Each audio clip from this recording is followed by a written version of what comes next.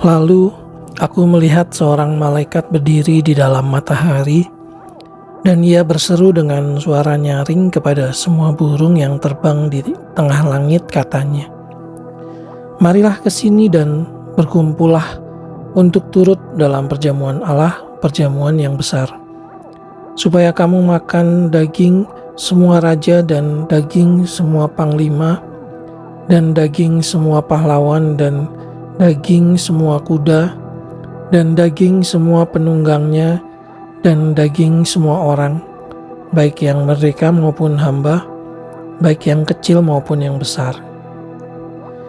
Dan aku melihat binatang itu dan raja-raja di bumi, serta tentara-tentara mereka telah berkumpul untuk melakukan peperangan melawan penunggang kuda itu dan tentaranya. Maka tertangkaplah binatang itu dan bersama-sama dengan dia nabi palsu yang telah mengadakan tanda-tanda di depan matanya, dan dengan demikian ia menyesatkan mereka yang telah menerima tanda dari binatang itu dan yang telah menyembah patungnya. Keduanya dilemparkan hidup-hidup ke dalam lautan api yang menyala-nyala oleh belerang. Dan semua orang lain dibunuh dengan pedang yang keluar dari mulut penunggang kuda itu, dan semua burung kenyang oleh daging mereka.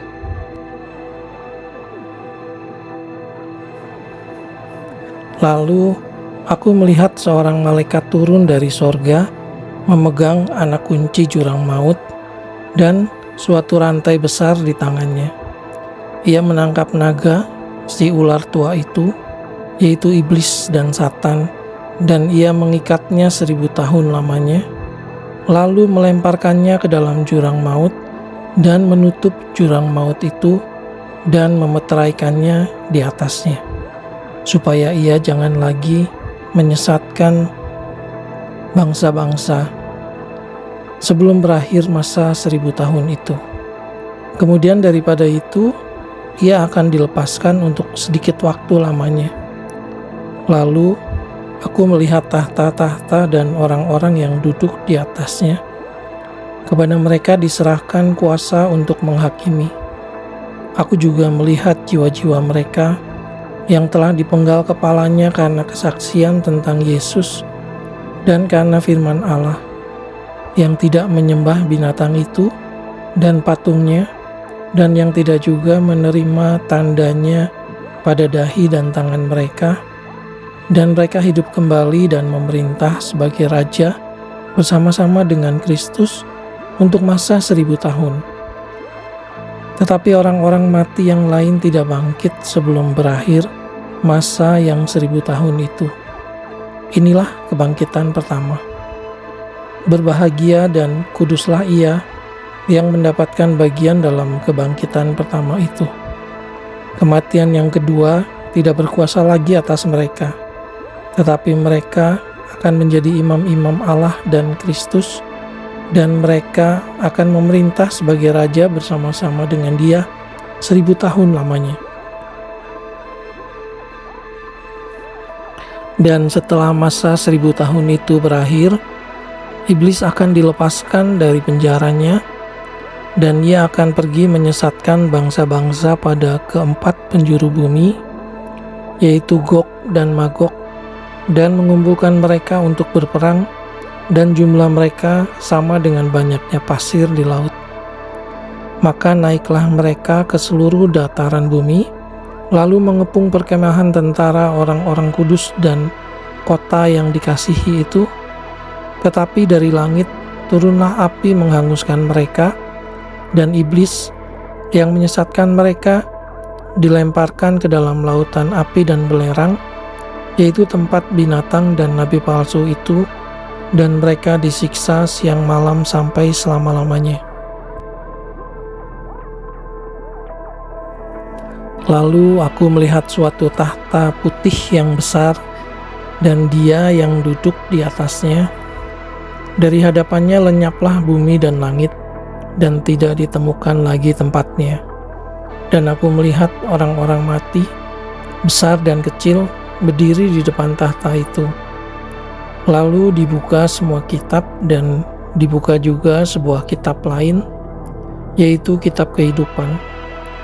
Dan orang-orang mati dihakimi menurut perbuatan mereka, berdasarkan apa yang ada tertulis di dalam kitab-kitab itu.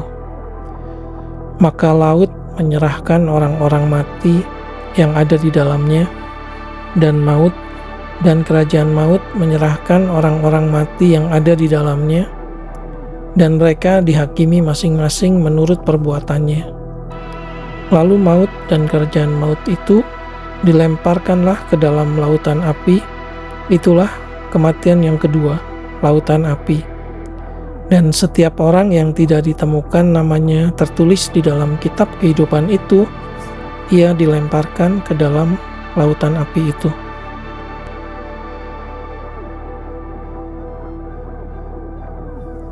Lalu aku melihat langit yang baru dan bumi yang baru, sebab langit yang pertama dan bumi yang pertama telah berlalu, dan laut pun tidak ada lagi.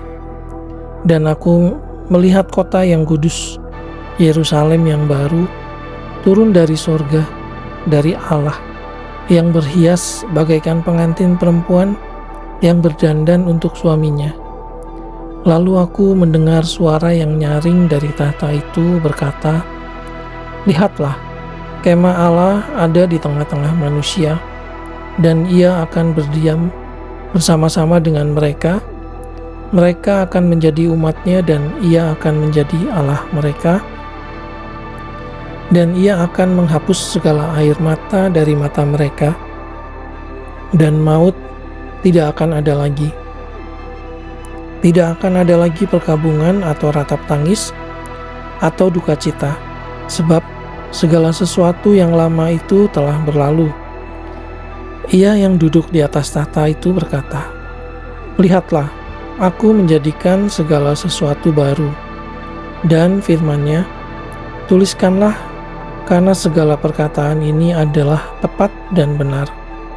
Firman-Nya lagi kepadaku, "Semuanya telah terjadi. Aku adalah Alfa dan Omega, yang awal dan yang akhir. Orang yang haus akan kuberi minum dengan cuma-cuma dari mata air kehidupan. Barang siapa menang, ia akan memperoleh semuanya ini. Dan aku akan menjadi Allahnya dan ia akan menjadi anakku. Tetapi orang-orang penakut, orang-orang yang tidak percaya, orang-orang keji, orang-orang pembunuh, orang-orang sundal, tukang-tukang sihir, penyembah-penyembah berhala, dan semua pendusta, mereka akan mendapat bagian mereka di dalam lautan yang menyala-nyala oleh api dan belerang. Inilah kematian yang kedua." Maka datanglah seorang dari ketujuh malaikat yang memegang ketujuh cawan, yang penuh dengan ketujuh malapetaka terakhir itu. Lalu ia berkata kepadaku, katanya, "Marilah ke sini, aku akan menunjukkan kepadamu pengantin perempuan mempelai anak domba." Lalu di dalam roh, ia membawa aku ke atas sebuah gunung yang besar, lagi tinggi, dan ia menunjukkan kepadaku kota yang kudus itu, Yerusalem, turun dari sorga dari Allah. Kota itu penuh dengan kemuliaan Allah dan cahayanya sama seperti permata yang paling indah, bagaikan permata yaspis, jernih seperti kristal, dan temboknya besar lagi tinggi dan pintu gerbangnya 12 buah.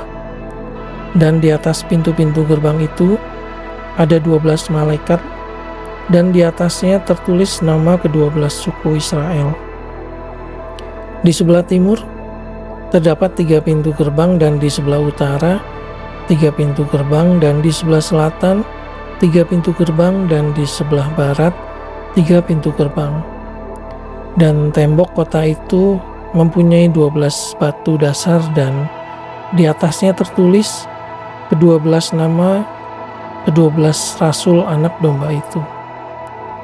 Dan ia yang berkata-kata dengan aku mempunyai suatu tongkat pengukur dari emas untuk mengukur kota itu serta pintu-pintu gerbangnya dan temboknya. Kota itu bentuknya 4 persegi, panjangnya sama dengan lebarnya. Dan ia mengukur kota itu dengan tongkat itu 12.000 stadia, panjangnya dan lebarnya dan tingginya sama.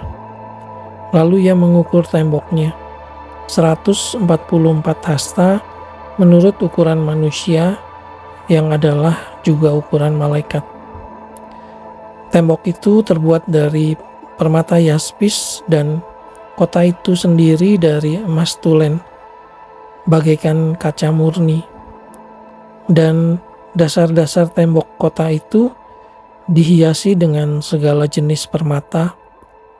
Dasar yang pertama batu yaspis, dasar yang kedua batu nilam, dasar yang ketiga batu mirah, dasar yang keempat batu zamrud, dasar yang kelima batu unam, dasar yang keenam batu sardis, dasar yang ketujuh batu ratna cempaka, yang kedelapan batu beril, yang kesembilan batu krisolit, yang ke-10 batu krisopras, yang ke-11 batu laswardi, dan yang ke-12 batu kecubung. Dan ke-12 pintu gerbang itu adalah 12 mutiara. Setiap pintu gerbang terdiri dari 1 mutiara dan jalan-jalan kota itu dari emas murni bagaikan kaca bening. Dan aku tidak melihat bait suci di dalamnya, sebab Allah, Tuhan yang Maha Kuasa adalah bait sucinya. Demikian juga anak domba itu. Dan kota itu tidak memerlukan matahari dan bulan untuk menyinarinya, sebab kemuliaan Allah meneranginya dan anak domba itu adalah lampunya. Dan bangsa-bangsa akan berjalan di dalam cahayanya, dan raja-raja di bumi membawa kekayaan mereka kepadanya. Dan pintu-pintu gerbangnya tidak akan ditutup pada siang hari, sebab malam tidak akan ada lagi di sana. Dan kekayaan dan hormat bangsa-bangsa akan dibawa kepadanya, tetapi tidak akan masuk ke dalamnya sesuatu yang najis, atau orang yang melakukan kekejian atau dusta, tetapi hanya mereka yang namanya tertulis di dalam kitab kehidupan anak domba itu. Lalu ia menunjukkan kepadaku sungai air kehidupan yang jernih bagaikan kristal dan mengalir keluar dari tahta Allah dan tahta anak domba itu. Di tengah-tengah jalan kota itu, yaitu di seberang menyeberang sungai itu, ada pohon-pohon kehidupan yang berbuah 12 kali, tiap-tiap bulan sekali, dan daun pohon-pohon itu dipakai untuk menyembuhkan bangsa-bangsa. Maka tidak akan ada lagi laknat. Tahta Allah dan tahta anak domba akan ada di dalamnya dan hamba-hambanya akan beribadah kepadanya. Dan mereka akan melihat wajahnya dan namanya akan tertulis di dahi mereka. Dan malam tidak akan ada lagi di sana, dan mereka tidak memerlukan cahaya lampu dan cahaya matahari, sebab Tuhan Allah akan menerangi mereka, dan mereka akan memerintah sebagai raja sampai selama-lamanya. Lalu ia berkata kepadaku, perkataan-perkataan ini tepat dan benar, dan Tuhan Allah yang memberi roh kepada para nabi telah mengutus malaikatnya untuk menunjukkan kepada hamba-hambanya apa yang harus segera terjadi. Sesungguhnya aku datang segera. Berbahagialah orang yang menuruti perkataan-perkataan nubuat kitab ini. Dan aku, Yohanes, akulah yang telah mendengar dan melihat semuanya itu. Dan setelah aku mendengar dan melihatnya, aku tersungkur di depan kaki malaikat yang telah menunjukkan semuanya itu kepadaku untuk menyembahnya. Tetapi ia berkata kepadaku, jangan berbuat demikian.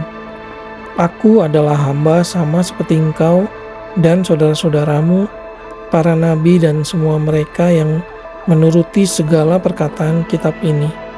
Sembahlah Allah Lalu ia berkata kepadaku, "Jangan memeteraikan perkataan-perkataan nubuat dari kitab ini, sebab waktunya sudah dekat.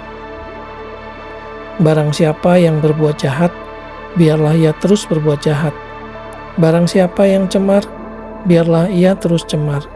Dan barang siapa yang benar, biarlah ia terus berbuat kebenaran. Barang siapa yang kudus, biarlah ia terus menguduskan dirinya. Sesungguhnya aku datang segera dan aku membawa upahku untuk membalaskan kepada setiap orang menurut perbuatannya. Aku adalah Alfa dan Omega, yang pertama dan yang terkemudian, yang awal dan yang akhir. Berbahagialah mereka yang membasuh jubahnya, mereka akan memperoleh hak atas pohon-pohon kehidupan dan masuk melalui pintu-pintu gerbang ke dalam kota itu. Tetapi anjing-anjing dan tukang-tukang sihir, orang-orang sundal, orang-orang pembunuh, penyembah-penyembah berhala, dan setiap orang yang mencintai dusta dan yang melakukannya, tinggal di luar. Aku, Yesus, telah mengutus malaikatku untuk memberi kesaksian tentang semuanya ini kepadamu bagi jemaat-jemaat. Aku adalah Tunas, yaitu keturunan Daud, bintang timur yang gilang gemilang. Roh dan pengantin perempuan itu berkata, "Marilah." Dan barang siapa yang mendengarnya, hendaklah ia berkata, "Marilah." Dan barang siapa yang haus, hendaklah ia datang, dan barang siapa yang mau, hendaklah ia mengambil air kehidupan dengan cuma-cuma. Aku bersaksi kepada setiap orang yang mendengar perkataan-perkataan nubuat dari kitab ini.